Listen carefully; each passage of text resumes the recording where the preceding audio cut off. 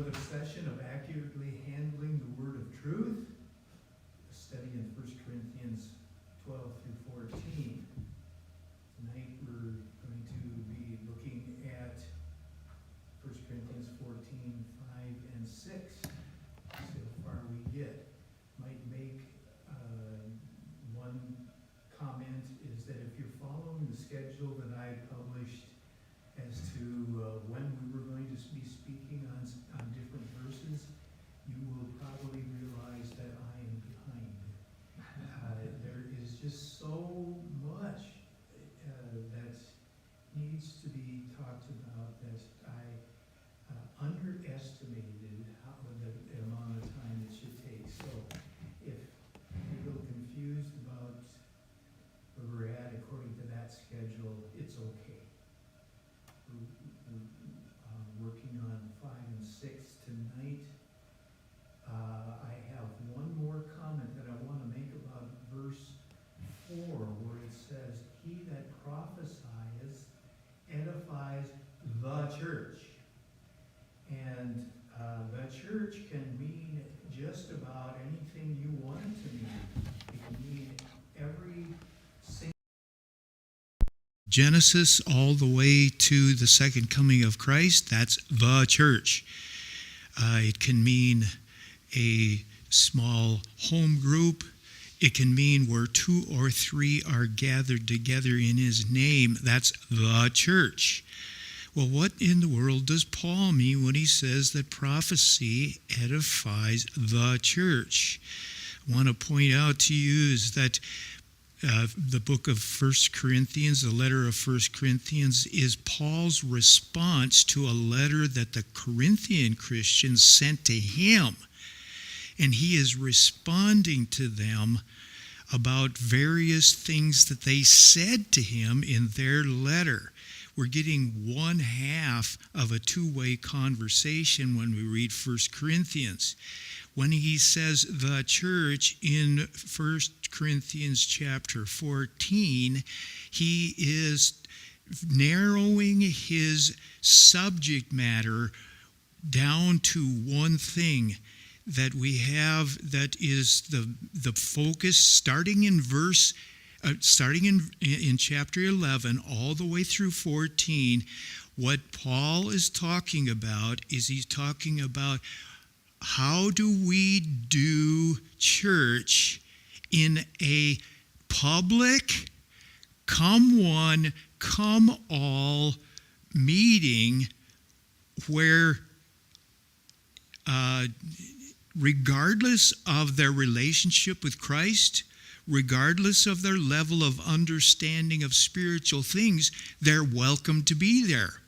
And Corinth especially was one of those places that was such a crossroads that when he says church in these chapters, he's not talking about the universal church or the Baptist church or any church like that. He's talking about a public gathering of believers where there's going to be an assortment of all kinds of beliefs, all kinds of backgrounds, all kinds of places that they're from. Cultures are going to be different. It's a come one, come all meeting that is, and he is saying that prophecy edifies that kind of meeting. He says there are other grace gifts and they are wonderful and good and necessary for all aspects of the church. But if you're going to have a public, come one, anybody off the streets meeting, he says prophecy is preferable. That's what I wanted to say. Many other kinds of meetings are important, but when we're talking about the question, it was a question, maybe it wasn't, but Paul is addressing only one aspect of the church, and that's when they gather together as a whole group of people. Now, let's talk about verse 5. The verse is right here.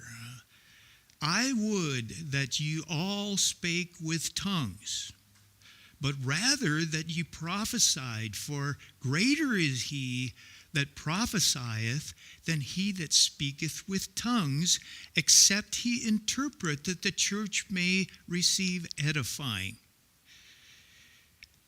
First thing I want to point out here is that when he says, I would that ye all, it's a very strong statement he's making, which has been dampened down and diluted down by most of our English translations.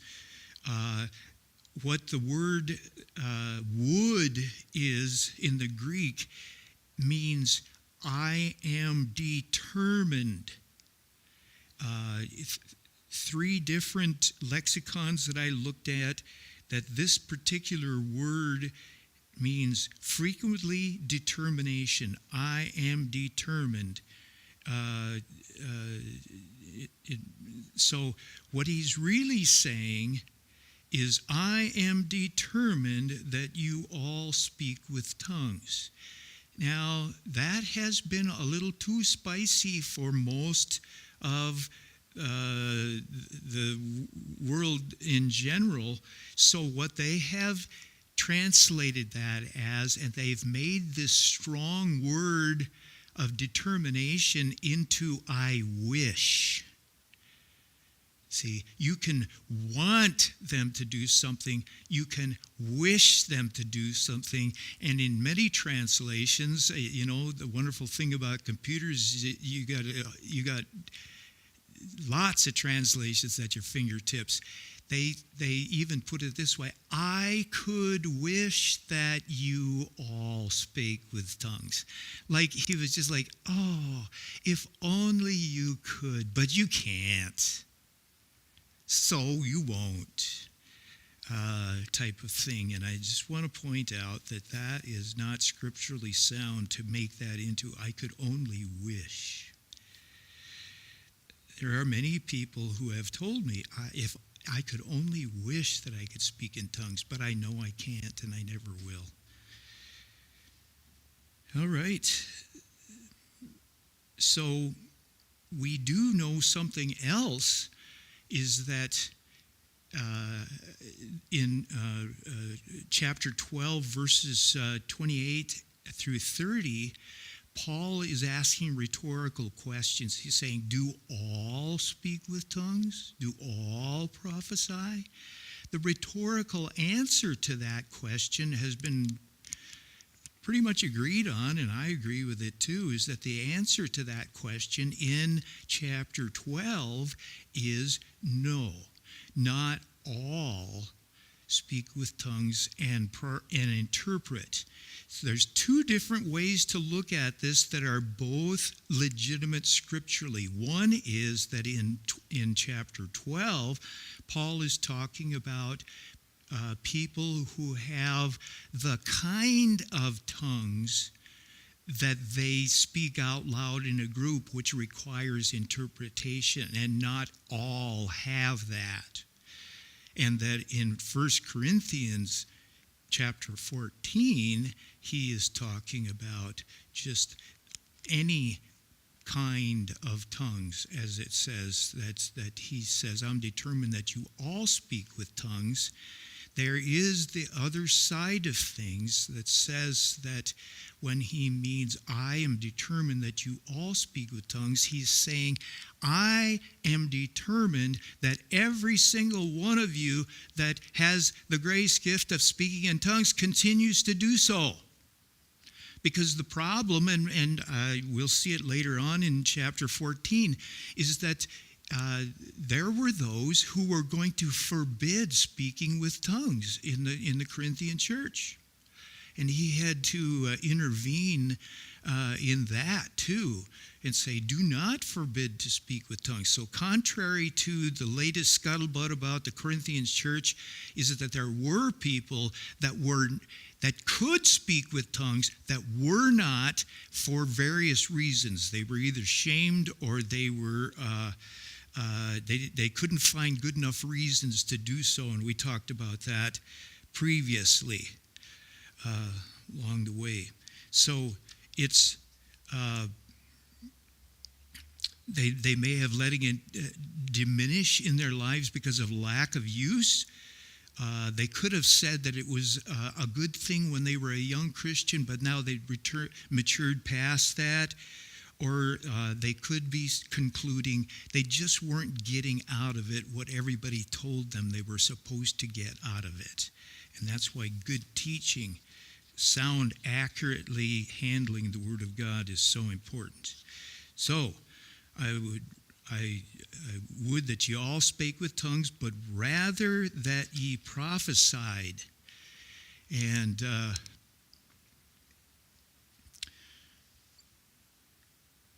rather means to prefer to a greater degree. I would prefer, I really am determined that you speak with tongues, but I would prefer even to a greater degree that you prophesy. Now there's a wrong assumption here, and I am not going to hit it too hard here, is that because prophecy is preferred in this particular phrase here, is that prophecy is preferred under all circumstances, everywhere, in all situations. And that is simply not true. Remember what he is addressing here. I prefer prophecy for an open, public, come one, all, invite everybody, everybody is welcome, anybody is welcome type of meeting. Now, in our culture, we think that that's the only kind of church meeting there should be. I don't think that the Scriptures supports that idea at all along the way.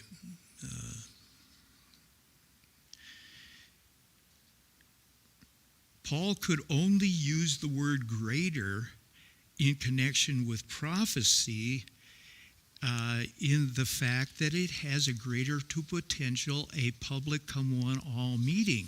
Because they cannot be, and this is the thing, is that in some streams of the church, those that prophesy or those that preach or those that are verbally, publicly announcing and heralding in the church that they're more valuable in God's eyes, that they're greater because they're of more value. That is wrong. We got scripture that refutes that. That they are more righteous, and that's the reason why they've been given this liberty to speak for God. That has been refuted by the scriptures over and over again too. That they have a higher moral character, is that they had reached some kind of sanctification point so that God was finally willing to trust them with the word. We know that that is not true either. We have example after example in the scriptures. They cannot be greater because they have more faith. Now this is one that has snared many. It says that if you in fact are urged to speak something that you think God wants the rest of the people to know, that you're going to have to be one that has more faith and less sin in their lives. Otherwise, keep your mouth shut and be condemned. Okay, so he has, we understand that faith is not bestowed by prophesying, or it is not a sign of faith. If we prophesy, greater can only be understood by Paul to mean it is greater in the potential that it has to edify more people in a public meeting.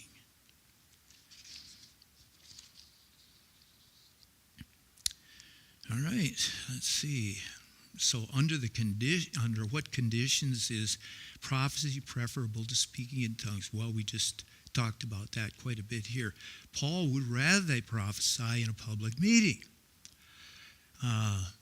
It's not greater because of all these other characteristics. Prophecy has the potential to edify more of the time compared to speaking in tongues in a public, come one, come all meeting.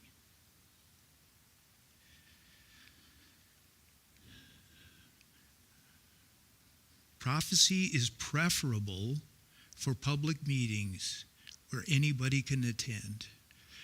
Paul limits his instructions about prophecy, about speaking in tongues, and about interpretation of tongues, because those are the three grace expressions of the Holy Spirit that are addressed in chapter 14.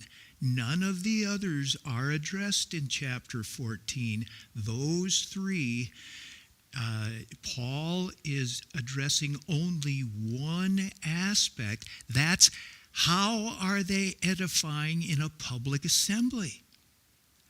It doesn't mean that tongues is never edifying under any circumstances. No. It means that it has a potential that is possibly not as great as prophesying in that kind of meeting.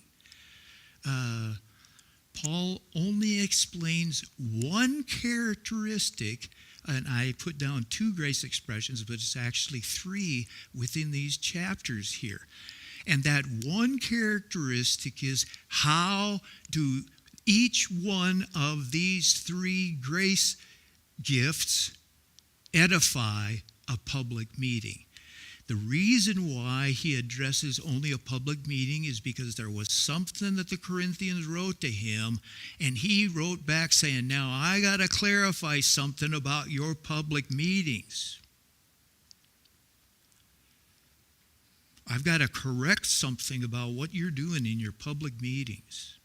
And that's why he spends so much time and so many words in this chapter on just that one thing. When he says the church, he's talking about a large gathering. Paul simply states the fact that prophesying has the potential, the possibility to edify more people more of the time than speaking with tongues in a public come one all meeting has. Okay? Now, that's not the end of the story. Let's see, I got one more thing I need to say about this, and that is my old hobby horse. I don't bring this up over and over again because I want to just keep sawing on it, but the reason why is because it keeps on coming up over and over again in these three chapters, is that when he is talking about the nature and purpose of a specific grace gift, the specific expression of the Spirit that's wanting to come forth through a person, the translators have messed up the focus. And they make the focus the person who is doing it, instead of catching and grasping Paul's instruction about the nature and purpose of the gift itself. Forget about the people. Concentrate on the fact that he is trying to educate these Christians away from this man-centered Christianity where everything is all about people. And he's getting them to say, prophecy can do this, but prophecy can't do this. It's not in the nature of prophecy to do that. Speaking in tongues can do this. It's in the nature of speaking in tongues to do this. But speaking in tongues cannot do that. You can't expect it to, because it's not in its nature. It's not in God's creation when he made these things to make it have the ability to do something that it doesn't have. Okay? many of us have that problem, is that we are expecting these grace expressions to do things that they never were given by God to do. And we are ignoring the things that God has put in their nature to do, and wasting them by concentrating on the person. Oh, the prophet. Oh, he speaks in tongues. Oh, this and that. And we'll see that this is the problem that was very rampant in Corinth at that time. A man-centered use of the gifts of the Spirit. But that's not all that there is to be said about that prophecy has the potential to edify in a big group gathering more than tongues does. That's not the end of the story. Look at this next word. It's kind of like he drops a tree across the road. He said, okay, I'm tracking with you, Paul. You're saying prophecy is good for this. Speaking in tongues is good for this. Never the twain shall meet. Let's just keep that straight there. And then he comes in and says one word, except. What? Paul just established a rule. He said prophecy is good for this, tongues is good for this. He sets up a rule, and the first thing he does, the next breath out of his mouth, he makes an exception to his rule. He breaks his own rule. Right there in verse 5, it says, and I'll just to remind you, it says, for greater is he that prophesieth than he that speaks with tongues. Except. And that's the word that I want to drill down just a little bit on here, is that Paul, he makes an exception to his rule. And here's what he's really saying. If you just read it at face value instead of listening to all the voices that you've heard about what this verse says, and just read it for face value, he is saying that addressing the public assembly with speaking with tongues can be just as edifying as addressing the public assembly with prophecy. That's what he says.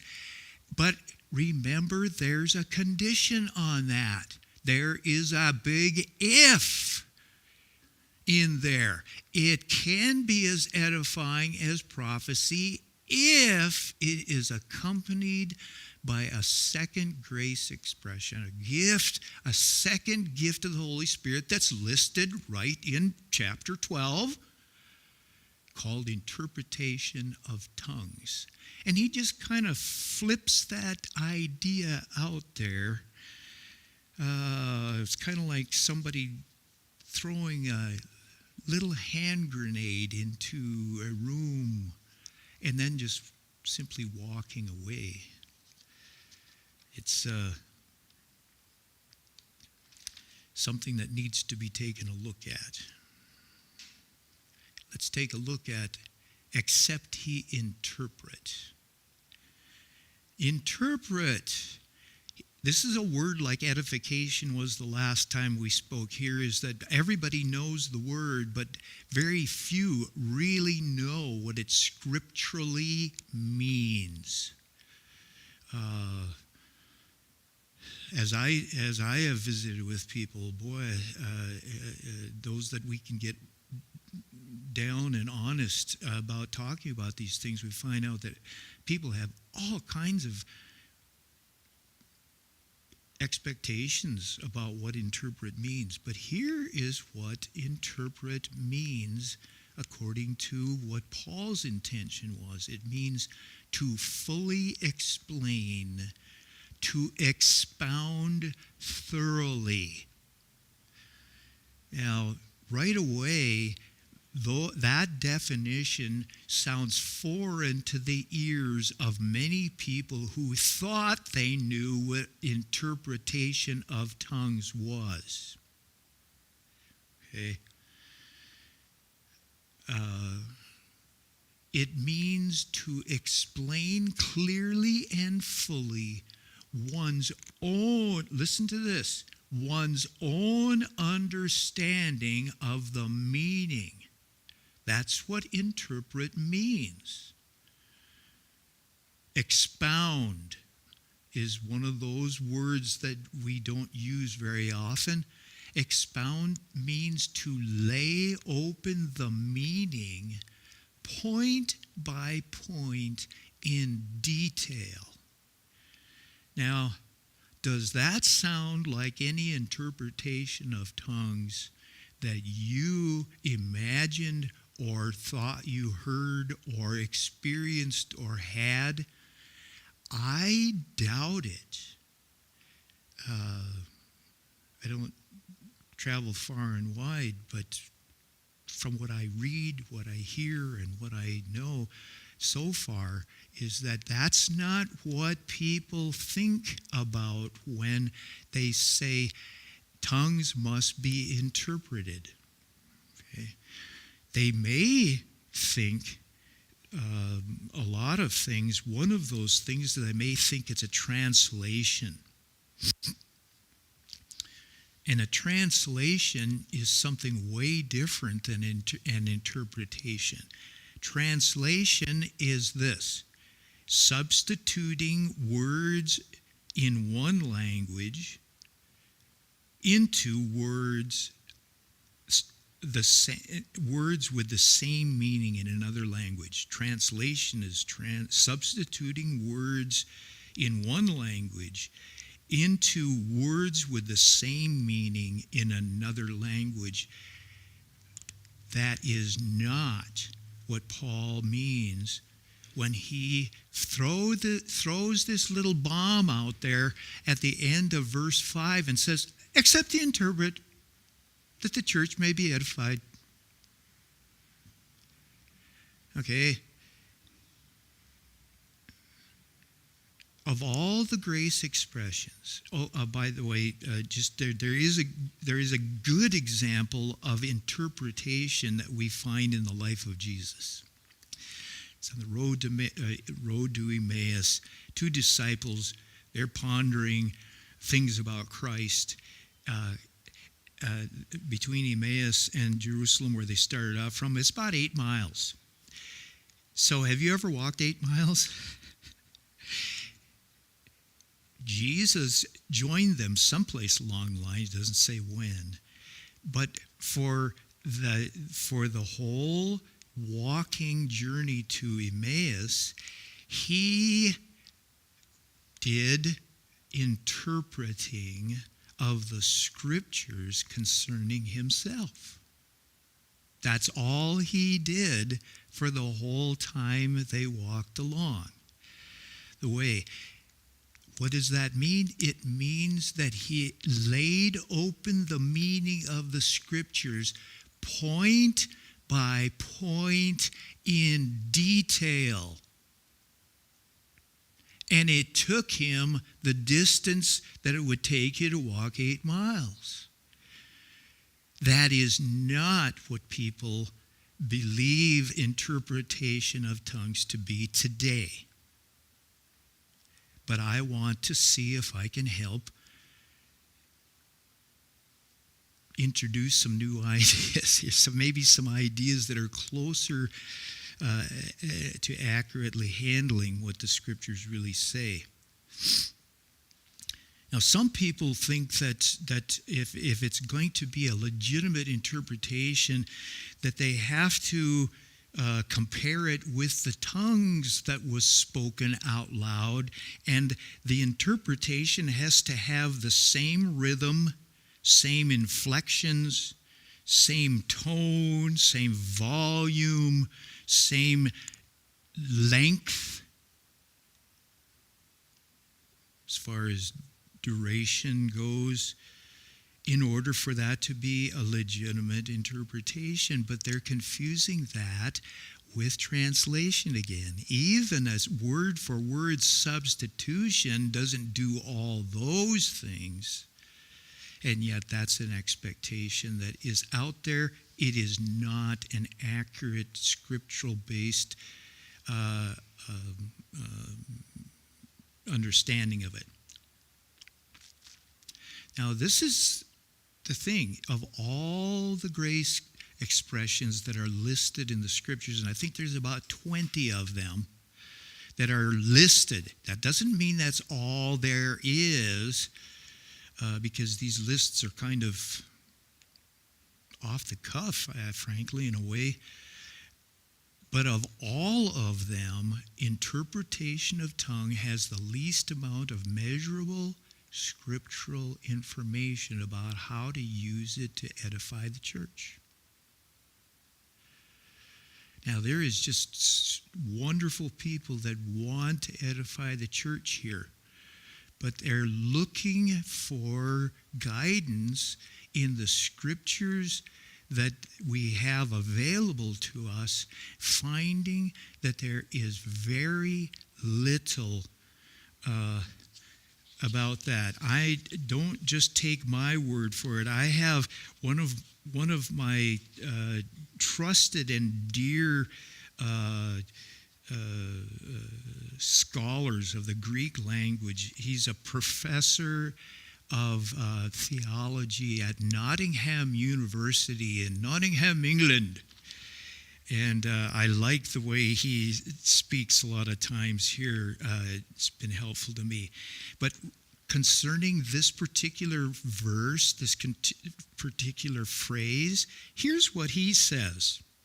He says, the mind of Christ is somewhat obscure at this point, and Paul does nothing to clarify it.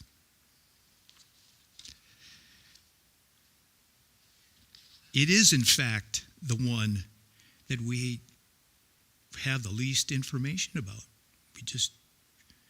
But what happens is that because we don't have a lot of measurable scriptural information, there's a lot of speculation that goes on, and some of it is very unhelpful. Some of it, however, is something that I would like to introduce a little bit along the way here as we go, especially when we get to verse 6.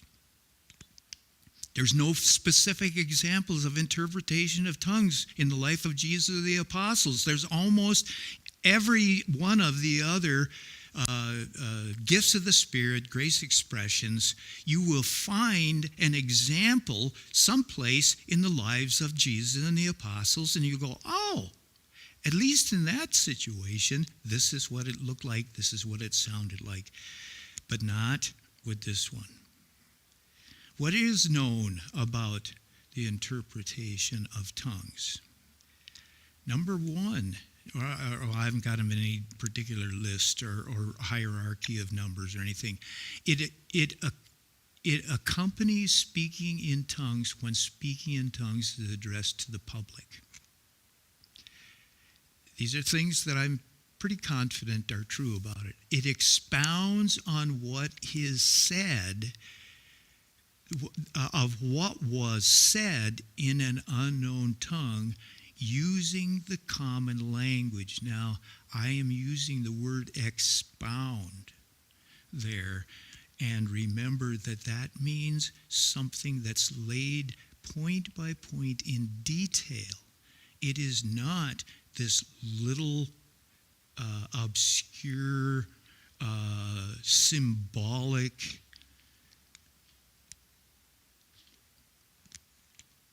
thing that's just left open to your imagination. It's not. Whatever it is, it's not left open to your imagination. It's not a word-for-word translation. It is a manifestation of the Spirit, and it is an expression of God's grace through someone, through a person.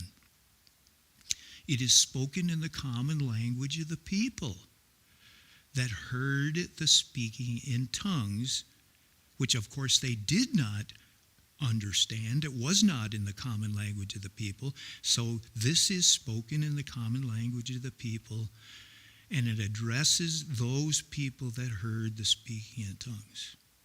It is given to meet the need to understand what was spoken in an unknown tongue. Now that's a crucial one, because I'm getting ahead of myself, but the Corinthians did not believe that you needed to understand in order for it to have benefit. Okay, and we'll get to Paul's correction of that.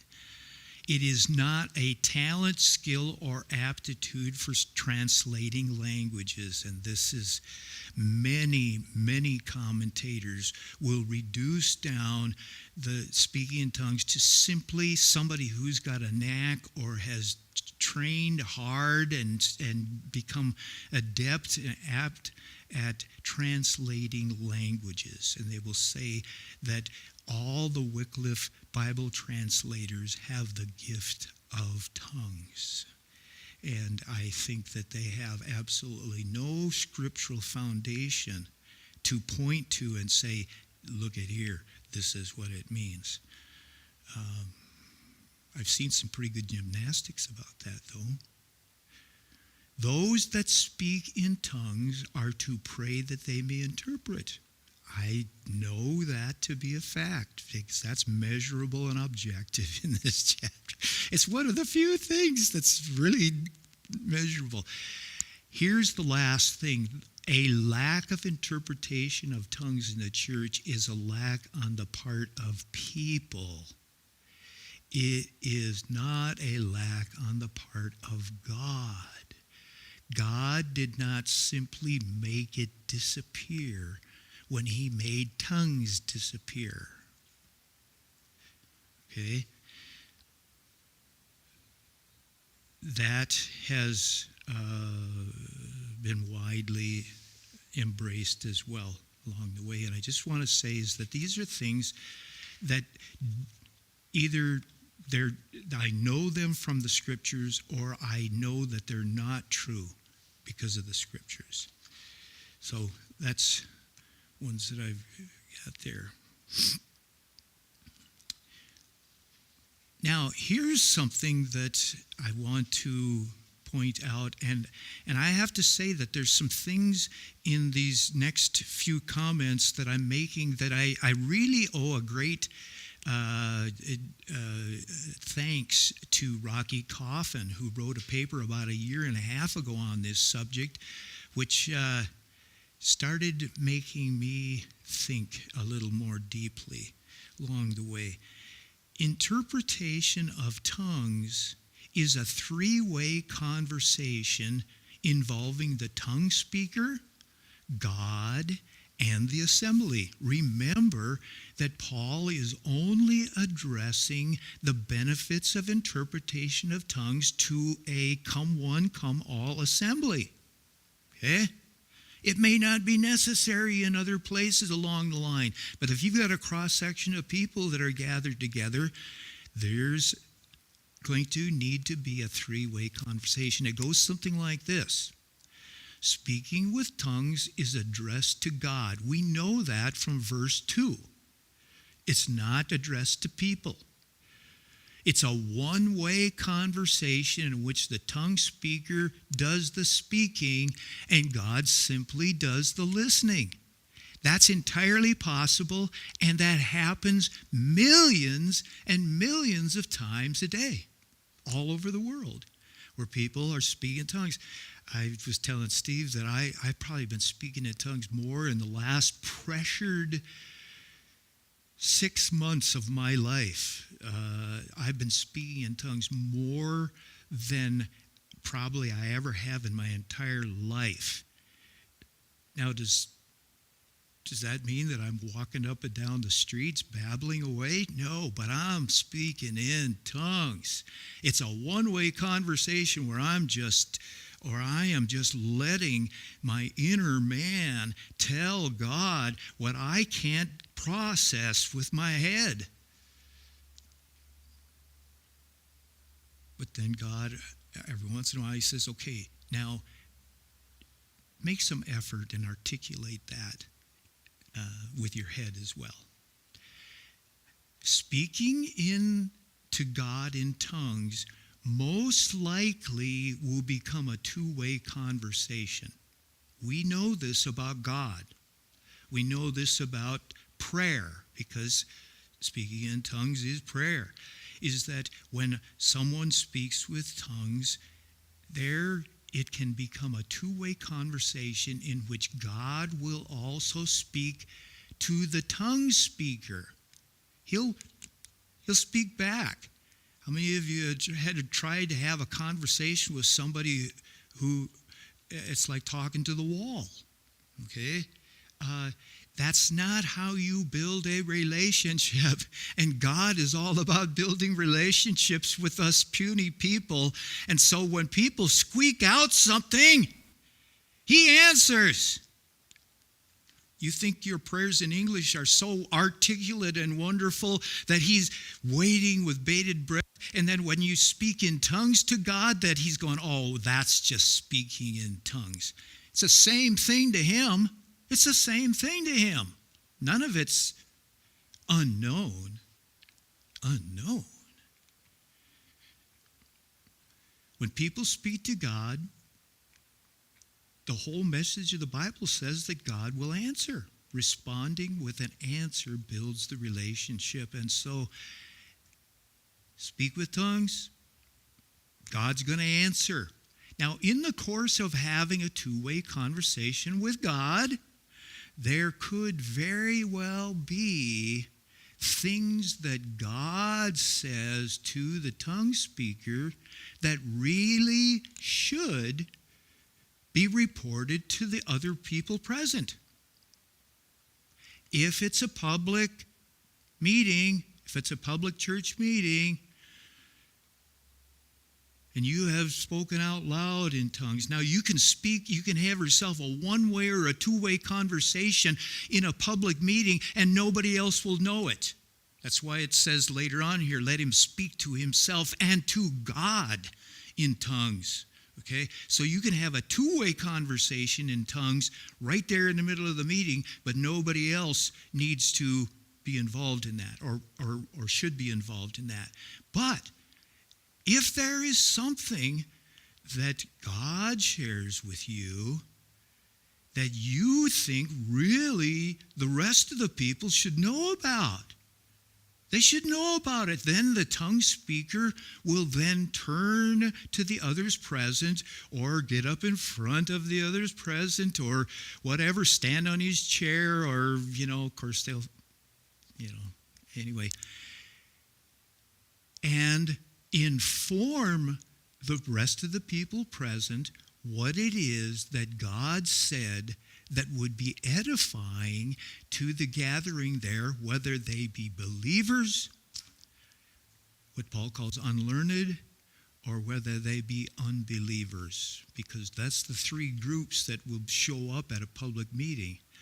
And if there is something that will be edifying and uplifting, it will, in other words, it will make them draw closer to Jesus. If it is shared, then guess what?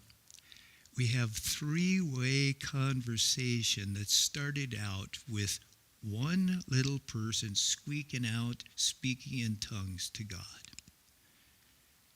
That is the nature of interpretation of tongues. That is the purpose of speaking, of interpretation of tongues. It can do that.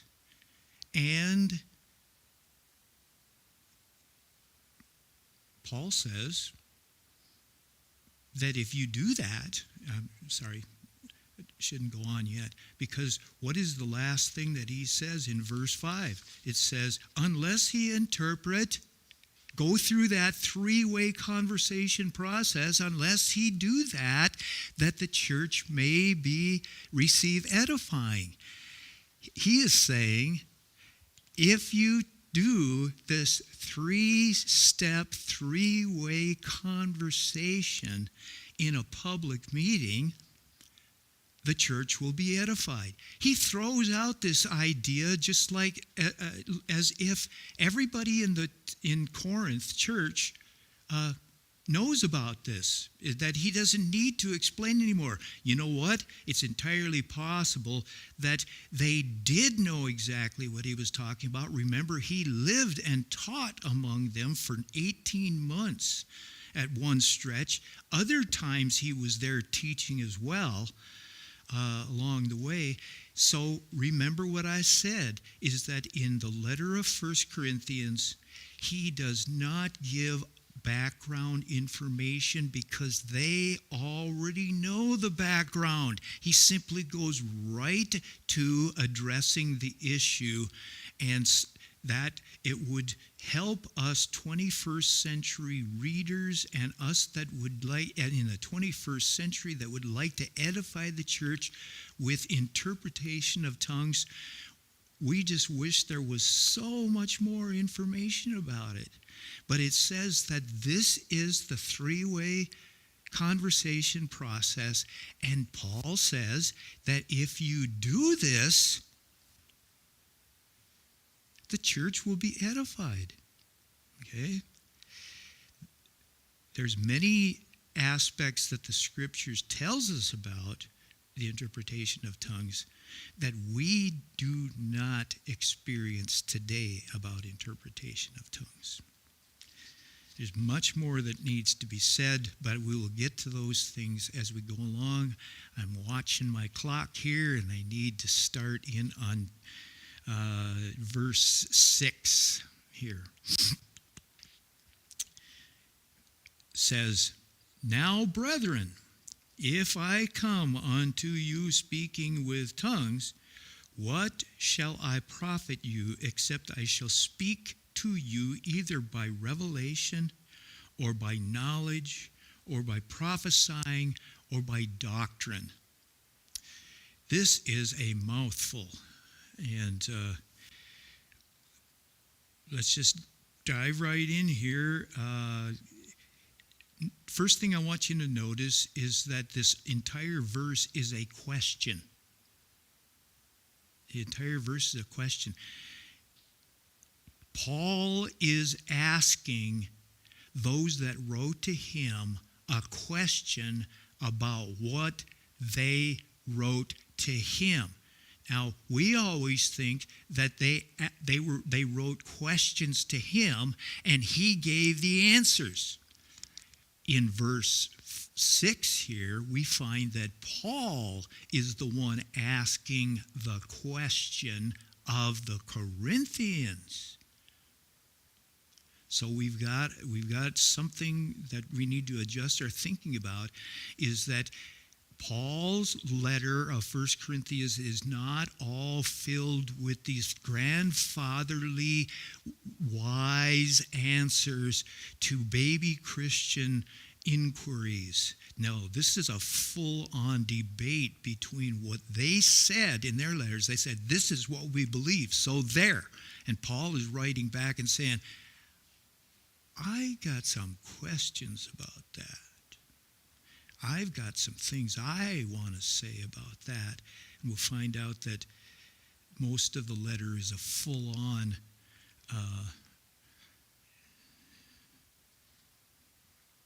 correction and debate. So the first thing that needs to be pointed out about this verse is that Paul is asking the Corinthians for clarification about something that they wrote to him. That means that they asked or demanded something. They made a request or a demand of Paul. And it wasn't, could you tell us about the second coming of Christ? No, it was some kind of thing that Paul felt like he has to have clarification on, and Paul wants more information. Number two, Paul wants them to think more carefully about their request. He's saying, if you want me to do something, then I want you to think really carefully about what you're asking. And the third thing that is happening in this verse is that Paul is laying down his conditions that need to be met in order for him to comply with their request. Okay? We'll take that step by step, but that is really what we're trying to get at in these verses, these three steps. You just take the first word, now. Oh, that word now is a mouthful. Yeah. The Greek word that is translated now in English just does not capture the full meaning that it has in Greek. We simply do not have a word in English that encompasses and gives the same meaning. We need to string together a whole bunch of words in order to come up with the same meaning. Now, it's nuni day is what the word is. It actually means the actual present now. It's not talking about a theoretical now, or it's not saying, now I'm done with that subject, now I'm starting a new subject. What he's saying, however, as things really are at this present time. And that's all encompassed in that one little Greek word there. Those of you that know other languages realize that there's words in other languages that the one word encompasses a whole paragraph in English. It just has that force and power. Paul is saying, as things really are at this present time,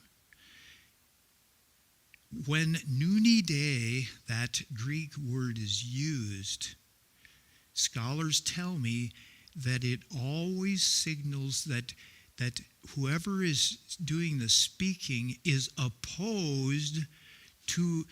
in opposition to a supposition. Now that's terrible. I mean, that's hard. It means in northern Minnesota, it means I don't agree with what you're asking. It's there that nuni day means I don't agree with the request you're making of me. I want more clarity. There are some things I want in return along the way. It means as things really are at this present time. How are things at this present time between Paul and the Corinthians? At that present time that he wrote that. Not good. Not good. The whole letter is him addressing, I think it's 12. It could be, it's around 12 issues that he disagreed with the Corinthians about, making me think more and more as I study that they did not write him questions. They wrote him a whole list of what they believed. They were giving their manifesto, their Christian manifesto to Paul and saying, take it or leave it, Paul. We can do without you. And Paul is saying, let's talk about this. And it gets very heated at times. It's very heated at times. In chapter 14, when we get to chapter 14, the bone of contention and the disagreement that he is dealing with them on is the disagreement over the benefits and the detriments of speaking out loud in tongues in a public assembly. That's what the chapter is about. He's talking about what speaking in tongues can do, especially if it's accompanied with other grace gifts, and what it can't do in a public assembly. It's a train wreck in certain ways if you expect it to do things it can't do. It's a blessing, and it will edify the whole church if you do it the way the nature of it works. As I said, the problem is not on God's part with these grace expressions, these gifts of the Spirit. The problem is not on God's part. It's on our part. And I think there's been some drastic misunderstandings along the way. Now, the next word, now, brethren. Steve was asking me about this earlier.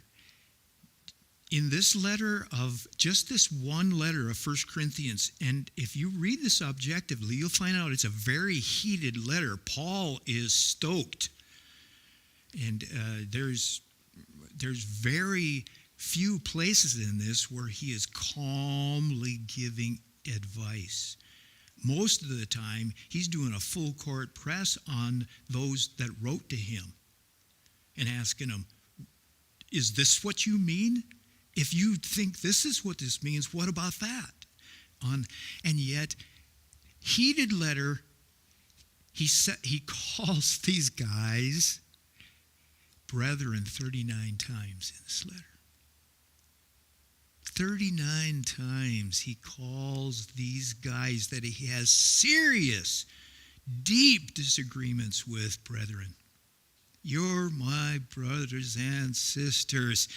We disagree vehemently on some things, but we are still brothers and sisters. And I think that that's a super good, big, huge example that Paul gives for us here today as we are wrestling with such heartfelt and deeply held beliefs that are in disagreement along the way. So,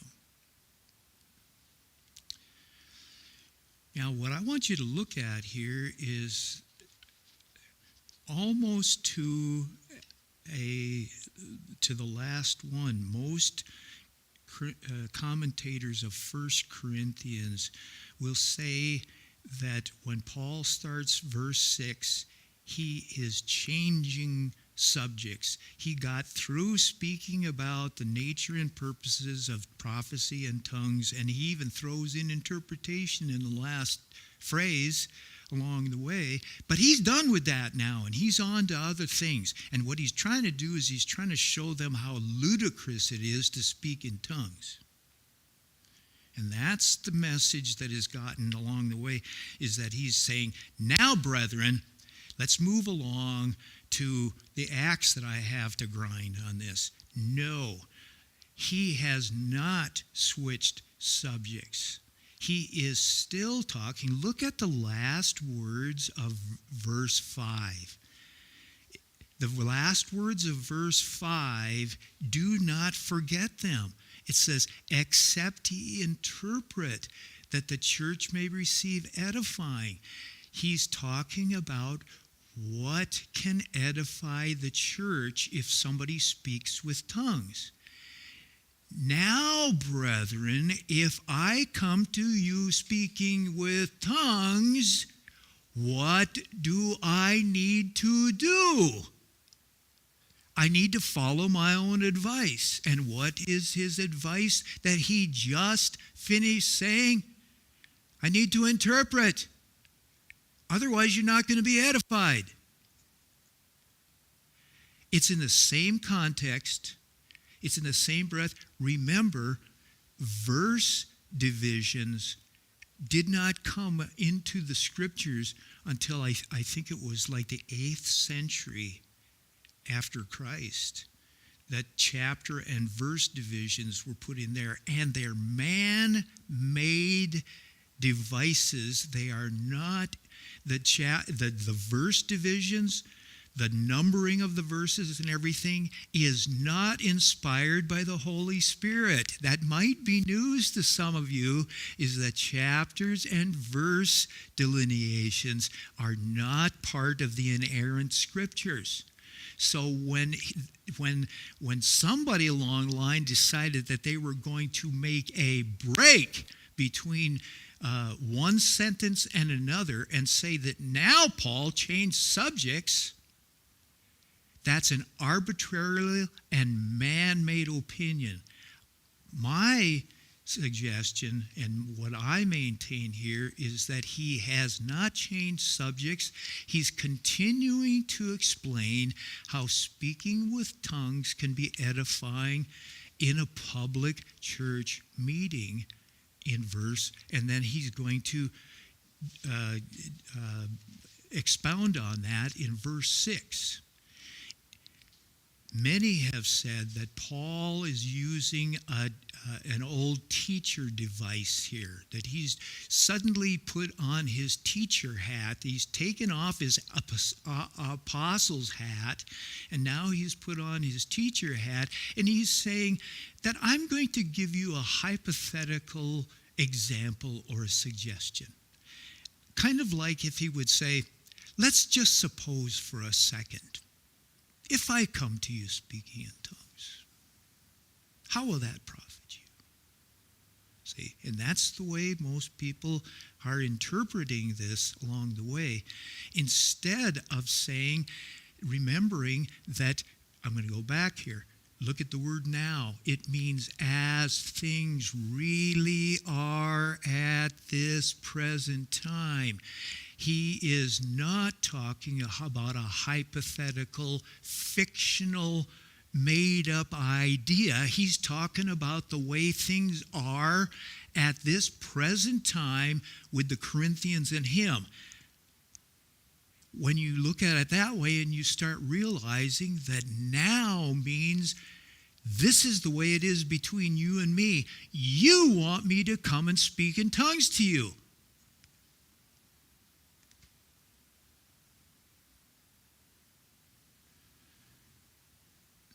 Let's take a look at that next word there. If.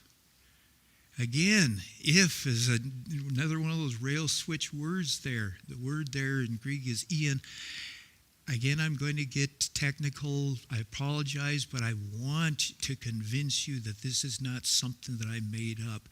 This is Robertson and Davis, the authorities on Greek grammar in the New Testament. These guys, I got the volumes right out of our local Bible college.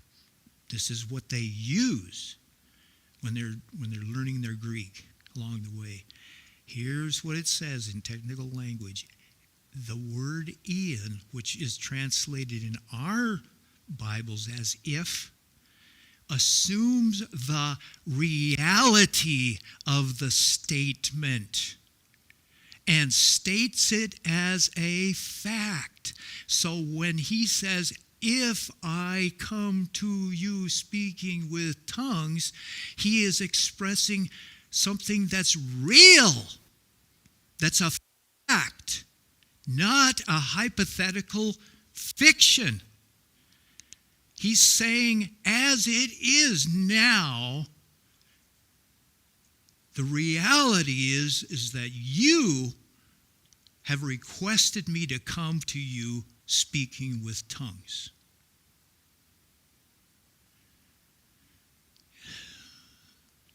Ian is something equivalent to a particle of time. Now, this is by another authority that wrote a Greek lexicon way back in the 1930s that has been kind of the foundation for other Greek lexicons. His name is George Riker Berry. He wrote Greek English New Testament lexicon. He said, Ian is sometimes equivalent to a particle of time. It does not mean if, it means when. It doesn't mean if, because Ian, if you say that it means if, it's an equivalent to a particle of doubt. You're saying, I doubt whether I'm going to do this. But when Ian is used as a particle of time, the word is more accurately translated when instead of if. Now look at that. Riker Berry gives the example in his lexicon of John 12:32. You all know the verse. It says, "If I be lifted up from the earth, I will draw all men unto me," right? But it's not a matter, Jesus wasn't expressing an element of doubt that I'm not sure if I'm going to be lifted up from the earth. I'm not sure about that. It could happen, but it might not happen. I don't know. He's saying, when I am lifted up from the earth, I will draw all men unto me. It was a statement of reality and fact. It was not a statement of doubt at all. And I want to say is that when it says, if I come to you speaking with tongues, look at these examples that I put up here on the screen here. Just out of chapter 14. There's about 4 more in chapter 14, but we can't spend all night on this. Verse 6, Ian, if I come to you speaking with tongues. Was it a matter of doubt whether Paul was going to come to them? If I come to you?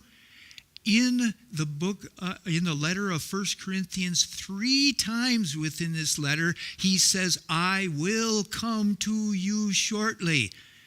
Chapter 4, verse 19, I will come to you shortly. Chapter 16, verse 2, that there be no gathering when I come. Verse 5 of chapter 16, now I will come unto you. Is there any doubt as to whether he will come to them or not? None.